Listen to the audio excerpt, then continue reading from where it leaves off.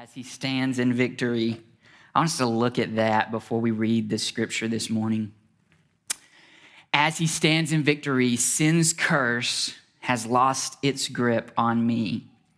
That's a wonderful truth. And I think that's a powerful message in that song. But before we read Ephesians chapter 5, verses 1 through 14, I want to ask you a question.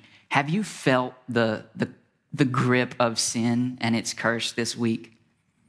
Have you felt that in your life in this divided time that we're walking in, really just in ourselves, but as we look around the world, do we see the reality that sin is real and sin is dangerous and it has a grip? So I want you to have that question in your mind as we go to Ephesians chapter 5, verse 1. Thank you, Josh. You're fantastic at your job. Ephesians chapter 5, we're going to start in verse 1. Therefore, be imitators of God as beloved children, and walk in love as Christ loved us and gave himself up for us, a fragrant offering and sacrifice to God. But sexual immorality and all impurity or covetousness must not even be named among you as is proper among saints. Let there be no filthiness, nor foolish talk, nor crude joking, which are out of place. But instead, let there be thanksgiving. For you may be sure of this, that everyone who is sexually immoral or impure, or who is covetous, that is an idolater, has no inheritance in the kingdom of Christ and God. Let no one deceive you with empty words, for because of these things, the wrath of God comes upon the sons of disobedience. Therefore, do not become partners with them, for at one time you were darkness, but now you are light in the Lord. Walk as children of the light, for the fruit of light is found in all that is good and right and true. Verse 10, and try to discern what is pleasing to the Lord. Take no part in these unfruitful works of darkness, but instead expose them. For it is shameful even to speak of the things that they do in secret. But when anything is exposed by the light, it becomes visible. For anything that comes visible is light. Therefore it says, awake, O sleeper, and arise from the dead, and Christ will shine on you. Let's pray. Father, your word is confrontational.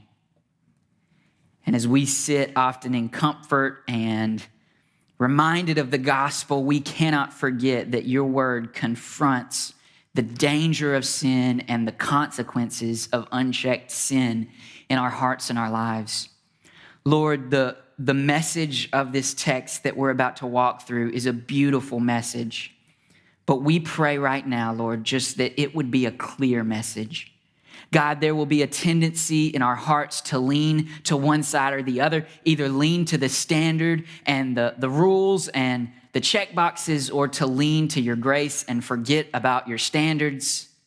So I pray you would guard my mouth, Lord, that I would not say anything untrue about your word, untrue about your people, untrue about how you've called us to live, but that we would sit in the truth of your word. And I pray this in Jesus' name. Amen. One of the things that we have been doing as we've been preaching through Ephesians, Jason challenged us early on in the process, is to write out by hand the passage. And this is a good rule for any time you go to study scripture, just to word for word copy from the English into your own hand and see how doing that makes you slowly walk through it, but think about it. It's something in that process that makes us think about what the text is saying. And I'm going to be honest with you, as I was writing this passage of scripture, it felt like every word was like a dagger, right? It felt like every word was a reminder of my own imperfection. It felt like every word was a reminder of how far short of God's standard that I have fallen. And even to the point where I'm like praying to the Lord, like, Lord, like, am I like okay to preach this? God, like I'm a pastor, but I'm a human being. And that's one of the things we want to be transparent as leaders of the church, that leadership in the church doesn't equal perfection. And so as we're reading this and I'm writing it, I'm like, man, all these things, this standard is high. But then as I'm reading it slowly, another thing pops into my mind. Not only is the standard high, but the gospel is beautiful. And then there's a key in this passage. So 3 things I want to do this morning is I want to talk about that. Number 1, the standard is higher than we can imagine. God's standard for holiness, you come up with your best day, and brother, sister, I promise you this, God's standard is higher than you can dream. But then here's the second point. This is the beauty, but the gospel is better than we can dream. Even on our best day of explaining, reading, thinking about the gospel, it is deeper and more beautiful than we could come around to. And in this passage, I'm going to walk through this third thing. The key to the tension that we'll see between these 2 things is walking in the light. Paul's going to give us a key between these 2 things that we see clearly in the text, in the passage, and yet we feel in our hearts between these 2 worlds. And Paul's going to say, let's shed light on that tension. So let's start with the first thing I mentioned. This is the truth. The standard is higher than we can imagine. You read this passage and listen to what the Apostle Paul starts with. He says, therefore be imitators of God. Boom, right out the gate, right? Like, have you ever had bunk beds? And you wake up and the first thing that happens to you when you wake up is you hit your head on the top of the bunk bed. Like, that's like right off the bat, the standard is not like don't cuss, don't drink. Like right off the start, be an imitator of God. Be like God. Be perfect. And this is not just Ephesians 5. We read it in the Old Testament. In Leviticus, God's people are called to what? Be holy, for the Lord your God is a holy God. He is set apart, perfect. Jesus repeats that in the Gospels. Be perfect, for I am perfect. The Father is perfect. And here's Paul is telling us with this image of a little child that wants to imitate their parents, that we as God's people, the standard is that we would be imitators of God. So if I asked you, right, like graded you on your performance this week, you may say like, okay, how much like God was I? The standard's high. Look at this, verse 3, sexual immorality, all impurity, covetousness, which that original language word really implies like a deep, dark greed to have what you want. Paul says these things, sexual immorality, the Greek word porneia, I'm sure you've heard a pastor say this 1,000 times. That's where we get the idea of pornography. But really that word means all kinds of sexual immorality outside of God's plan. God's plan for one man and one woman for life, married, holy matrimony. Outside of that, this word covers all kinds of sexual immorality. Impurity, anything that goes against the purity of God's people. And then this covetousness, this greed, right? And then listen to the end of verse 3, must not even be named among you. So here's the standard. It's not just that we shouldn't be sexually immoral. It's that we shouldn't even be able to be accused of sexual immorality. It's not even that God's people shouldn't be impure. It's that impurity should be laughable among us. And that greed should not be a distinguishing mark, right? And so do we as the church right here in this moment say amen or oh me, right? Surely sexual immorality is never named among the church, right? Except that it wouldn't take you long to Google how many, not just church members, but pastors and leaders and Christian thinkers who are wrapped up in sexual immorality, and it comes into the light and it's been hidden and glossed over, right? And impurity. The standard is high, brothers and sisters. And really we could heart preach, bang the pulpit on any one of these things, but even this idea of covetousness, this greed, man, if I really think, if we step back and looked at one of the largest sins in the American church and the American culture, it is greed.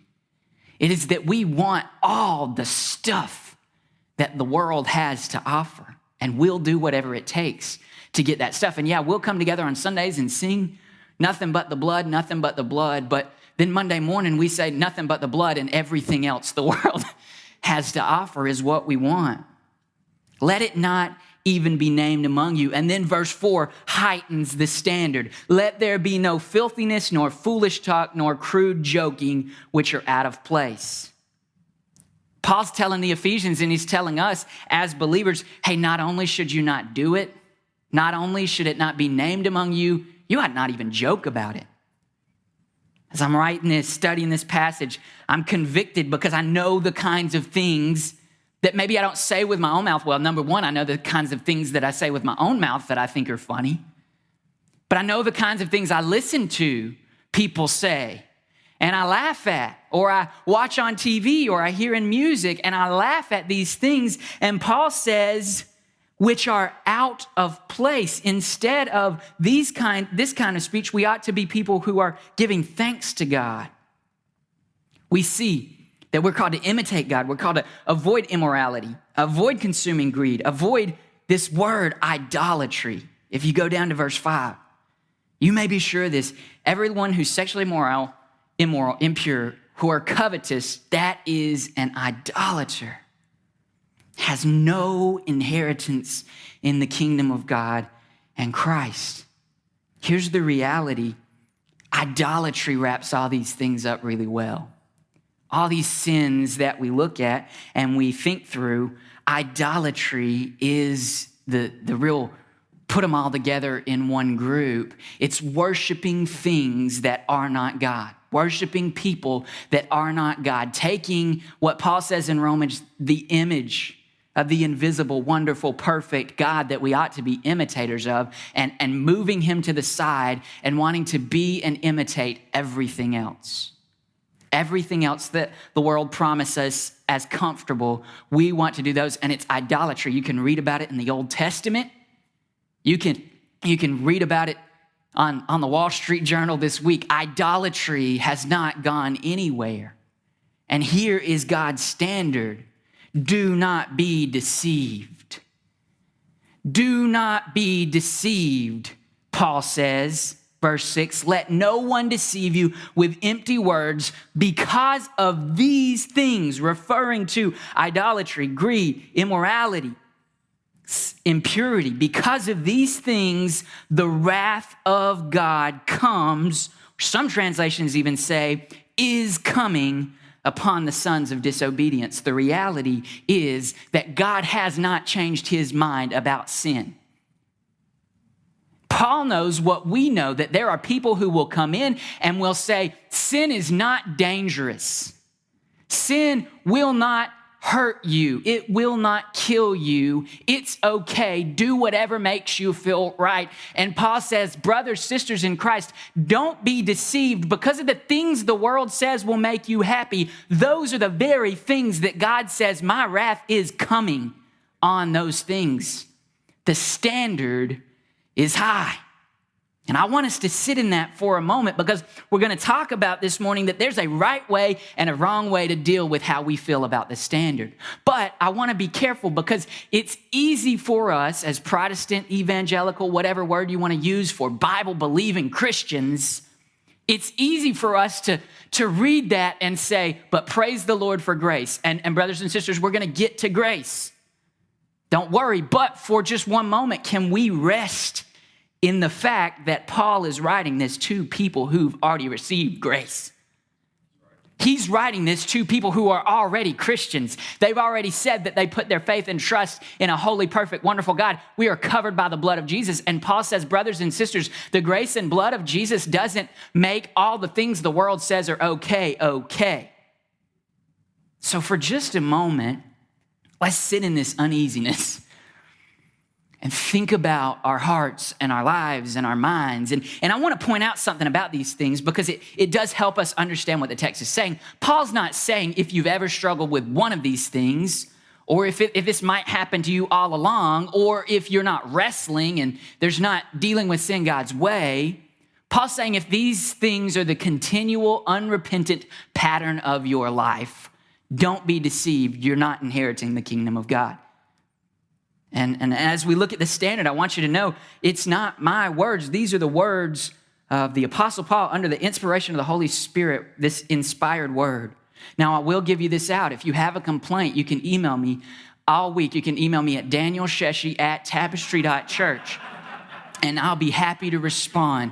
I'll get right on that. But no, brothers and sisters, we can argue away so much. We can self-justify. But for a moment, let's sit in the reality that the standard of holiness is higher than we can imagine. let's get to the grace. Second point, the gospel is better than we can dream. The gospel is better than we can dream. Look at verse 2 with me. Walk in love as Christ loved us and gave himself up for us. A fragrant offering and sacrifice to God. How serious is sin? How serious is the consequence of sins? It took an offering and a sacrifice to cover the sins of God's people. But how beautiful is the gospel? We have a God who looked at us as sinners, and the Bible says, while we were yet sinners, while we were yet enemies of God, he loved us and gave himself for us. And it's like Jason preached way many weeks ago when we were just coming back from COVID. And Jason reminded us that in that jewelry store, the diamond shines brightest against that black felt. And so when we look at the standard, this is where the diamond of the gospel is going to shine bright. When we see our own brokenness, our own sinfulness, our own failure to meet the standard, and then we see the beauty of what Jesus did for us, we can't help but say amen. Praise the Lord. This is awesome. This is beautiful. The gospel is that Christ gave himself for us, the perfect for the imperfect, the sexually moral for the sexually immoral, the pure for the impure, the not greedy for the greedy. And what do we see everywhere that we're self-centered in this passage, this standard? Jesus is self-giving. And so the gospel is that Christ gave himself for us. And then this, look at verse 14 with me. Another part of the beauty of the gospel is this, that the gospel is that we will rise from the dead. Verse 14, anything that becomes visible is light. Therefore it says, awake, O sleeper, and arise from the dead, and Christ will shine on you. Brothers and sisters, we have hope in the beauty of the gospel this morning that Christ has shined his light on us if we are in Christ this morning. The gospel is better than we can dream. Two truths: standard is higher than we can imagine. The gospel is better than we can dream. So here's what I want to talk about. How do we find the right balance between these two truths?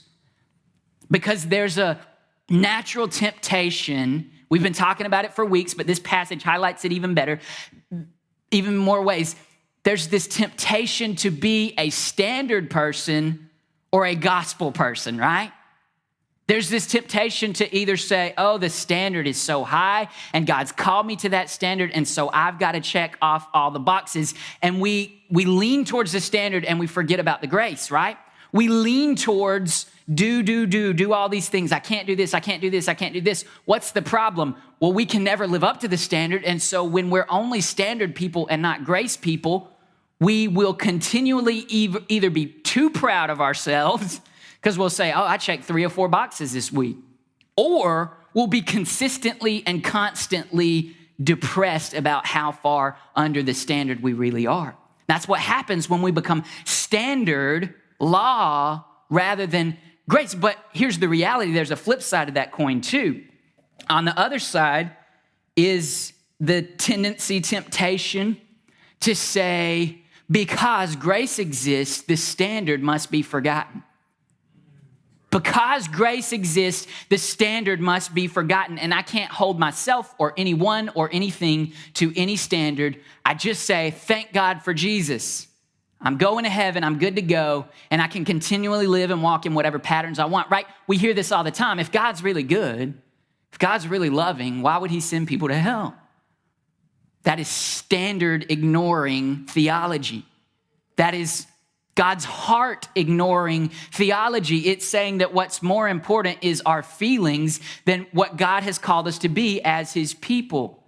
We see it all the time. We see it in churches and in theologians and all kinds of people who come together and they say, okay, we can't hold anybody to any standard, even if it's clearly, explicitly stated in the word, because we have to say, grace will free you, grace will free you, grace will free you. Paul says to this side, don't be deceived. On account of the things that you're saying God has to forgive, God is saying, no, you don't understand. When Jesus returns, I'm not coming back as a baby again. I'm coming back on a white horse with a sword. as the King of Kings, and my wrath is going to be poured out on those things. And so there's two ways we can lean. And this is the natural tendency, I believe, as believers, we often fall in. We think we either have to be one of these two things. What I think is so freeing in this passage is that Paul gives us the key to holding these two things in tension. Paul gives us the key to being both people who understand and strive for the standard and who understand and constantly preach grace. What is the key? Paul says it is walking in the light. Walking in the light. So look with me at verse 8. For at one time you were darkness, but now you are light in the Lord. Walk as children of the light. So at this point, what I want to talk about is how we deal with sin.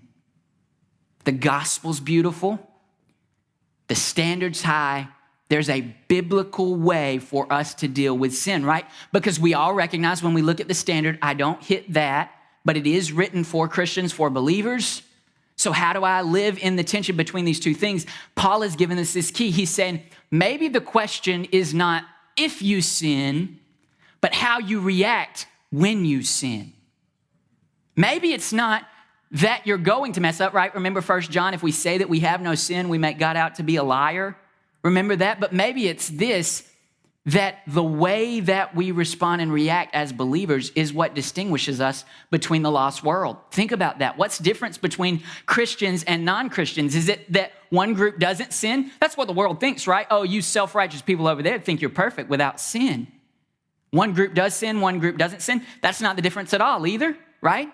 You probably know some pretty moral and upright people who are not Christians. And so we all sin. We all fall short of the glory of God. What's the difference? I want to propose to you this morning that the difference is how we respond to our sin. It's a revealer in our lives if we have the Spirit or if we don't have the Spirit. It's a revealer in our lives if we understand the tension between the standard and the grace. And so let's paint two paths for dealing with sin. The first path we could call the enemy's path for dealing with your sin. And it goes all the way back to the Garden of Eden, right? What happens when Adam and Eve sin and they're confronted with their sin? What do? They immediately confess, right? We're so sorry, God, we messed up. You gave us one rule and we broke that one rule. Is that what they do? No. They immediately start pointing fingers at everybody else, right? Eve's like, hey, it was a serpent. Eve's like, hey, it was Adam. Adam's like, hey, it was Eve. Somebody else is at fault. And then Adam makes this statement, this crazy enemy way of dealing with sin. He says, wait a minute, God. Didn't you give me the woman? Isn't it you that the woman that you gave me? It's your fault, God, that I don't have what would make me feel good.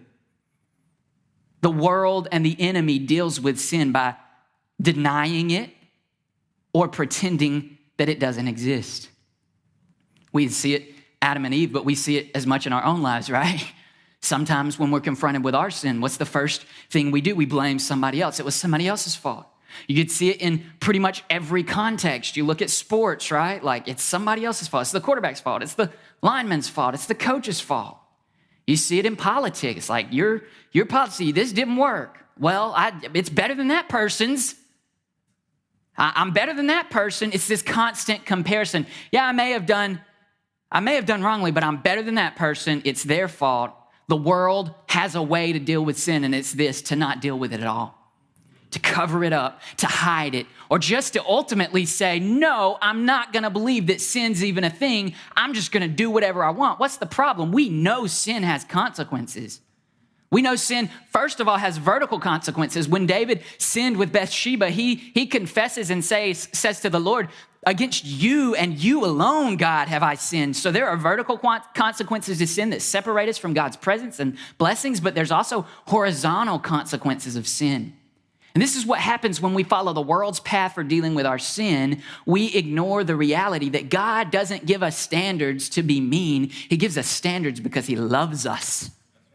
And God doesn't say, don't let these things be a part of who you are. Don't become partners with them in verse 7 because he wants us to be sad in a corner crying or because he's waiting to hit us with a lightning bolt. He says these things because these things are what's best for us.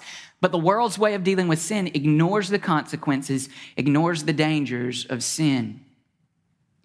Here's what distinguishes us from the world. God has a way with dealing with sin.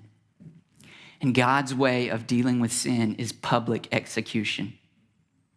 Let me say that again. God's way of dealing with sin is public execution. Think about it with me. Jesus didn't go off and die in a corner by himself. The Son of Man was lifted up, John says, on the cross, and the brightest light that's ever shone on sin was shining on the cross. How serious, brothers and sisters, is the consequence of sin? It's as serious as God's own Son nailed to a tree, bleeding, gasping for breath, saying, Father, forgive them, for they don't know what they do. How much does God hate sin? He publicly executed our sin. The verse says, he that knew no sin became sin that we might become the righteousness of God. God publicly executed sin. And how much does God love sinners? He hates sin. We see it on the cross. How much does he love sinners? Look at the cross. Jesus on the cross. Why is he there? Because he has to be there? No. He has given himself. That's what this passage says. He gave himself as an offering, as a sacrifice. And so God's way of dealing with sin is putting it in the light, shining a light on it for the world to see through the offering of Christ first and foremost. But then here's the reality. We as God's people are called to follow in this pattern of publicly executing sin in our own lives and in the context of the local church. So I want to walk through simply and quickly, but I hope very practically, what it means to walk in the light from this passage and a couple of others. The first thing is this. We look at the source, verse 8. I want you to see something really neat about this text. For at one time you were darkness. Notice that Paul doesn't say you were in darkness. He says you were darkness. You were contributing to the darkness. You weren't just an innocent bystander. You were part of the darkness. But look at the source. But now, right, you are in the light. You are light in the Lord. Where does the source of the light come from? Not from us, but those three words, in the Lord. Jesus is the source of our light that helps us rightly deal with our sin. The Father, the Son, and the Spirit is this source, this Lord of our lives who has ripped us from the darkness and brought us, Colossians says, in the kingdom of light, the kingdom of his beloved Son. And it's so interesting to me that this word light is used so often in the biblical narrative. And the reason it's used is because light does something. It exposes. It's honest. It's true. When the lights come out, you can't hide the darkness anymore. And so we look at the source and we look at not only the sacrifice that he made, but we look at this, verse 2, walk in love as Christ loved us and gave himself up for us, a fragrant offering and sacrifice to God. How do we walk in the light? We follow Jesus as he is the perfect Son imitating the Father. Jesus is the perfect Son imitating the Father, and he never missed. He was one with the Father, fully God, fully man. And when it came to imitating God as a beloved child, he never missed. And so, brothers and sisters, for us to deal with sin rightly, for us to walk in the light, the first step is we understand the source is not ourselves. Our justification is not what we do. We have been rescued and saved through Jesus, and Paul uses this term throughout Ephesians. We are in Christ.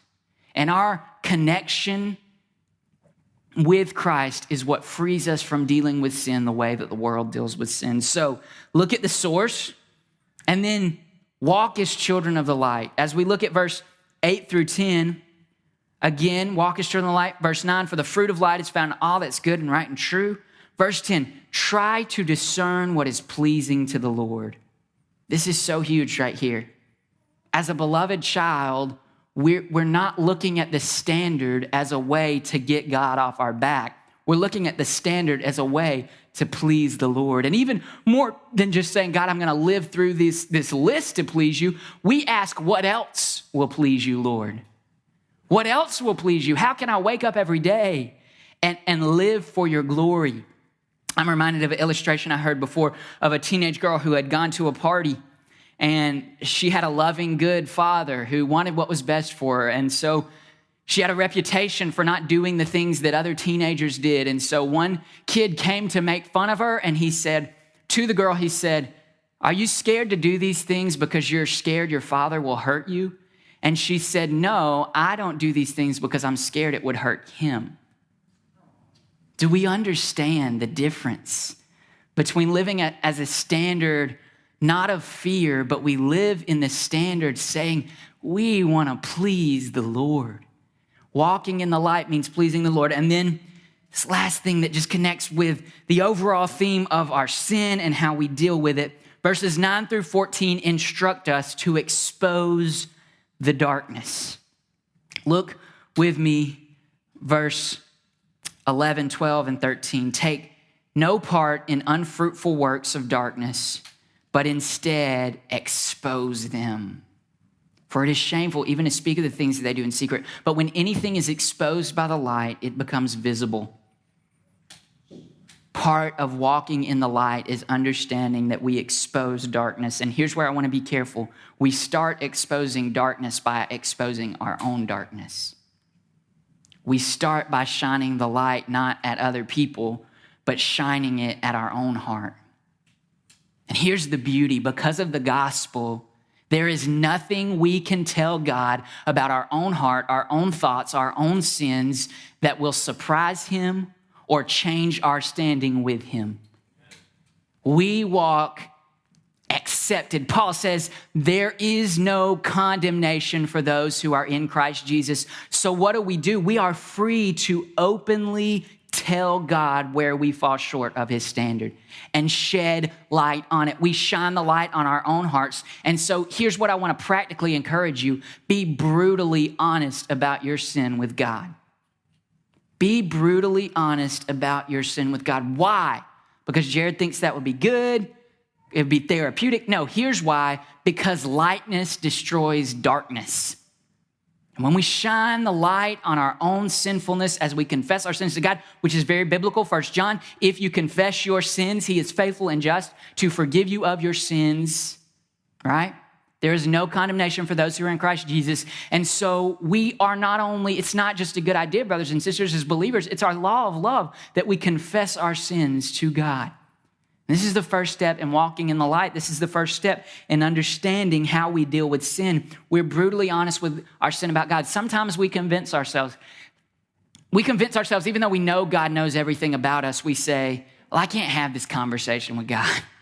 Like, I can't be real about this. Brothers and sisters, shining the light in our hearts is the first step to actually being real, to actually being honest. So that's step one. But then step two, practically speaking, be honest, not only with God, but we've got to learn to be honest with one another about sin.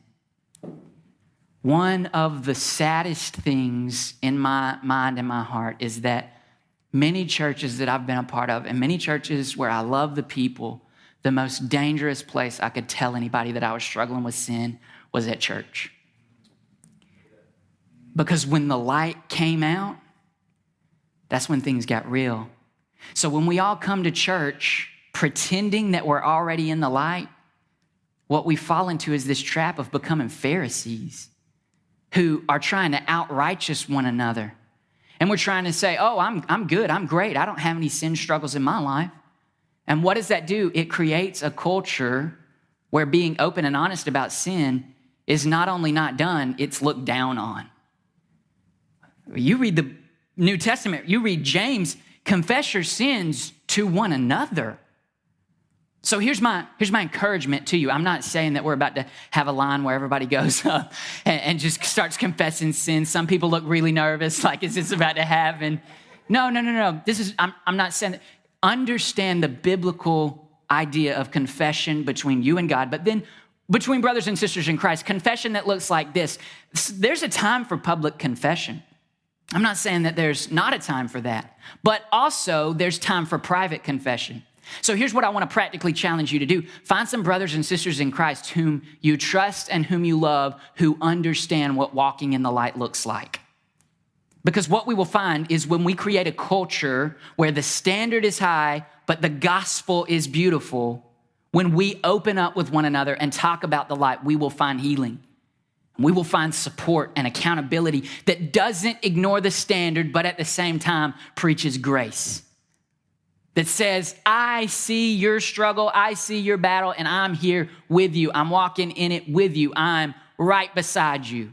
And I'm not sharing it with anybody else. I'm not going to use it to manipulate or abuse what you've told me. I am here fighting with you because I love you. And remember what Jason said last week, we are members of one another. We're not in this alone. This is why so many people are out there struggling with sin, because they feel like they're struggling with it on an island. And so you've got the guilt and shame that's already involved in sinfulness. And then you've got it on an island where you're by yourself, where you've convinced yourself, nobody else sins like I sin. Nobody else does what I do or thinks like I think. Darkness. The enemy wants us isolated. The enemy wants us alone. The enemy wants us to really think that we're by ourselves and that we're the worst of all. But when Jesus shines the light, when we come together and we create a culture where the standard is not lowered 1 inch, but grace is elevated and preached weekly, daily, from the pulpit, from small groups, from accountability partners, what you have is walking in the light. Brothers and sisters, I pray Tapestry Church will be a place where the standard of the gospel, the standard of God's word is never lowered an inch, where the beauty of the gospel is constantly promoted, and where walking in the light is the norm and not the exception. I'm going to invite the praise team to come, and as the praise team's coming to lead us in worship, we're also going to take part in communion. And so I'm going to ask the guys who have prepared to lead and share in that. Pastor Daniel Sheshi, please don't email him your complaints. Jared at tapestry.church will be just fine, but I won't tell you how to spell it.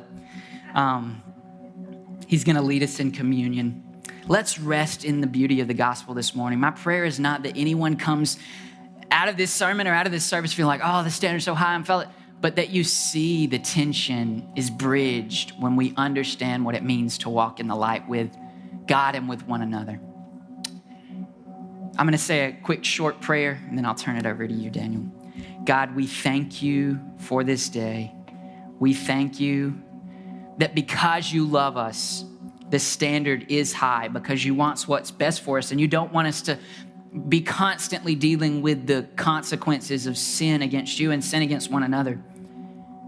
God, we also pray that you would, in this moment, your Spirit would preach the gospel to us and let us see that though we've fallen short, you have been the perfect sacrifice. But let us understand, God, if we go one step further as a church, Lord, let us understand what it means to walk in the light. We don't want to be a group of Pharisees.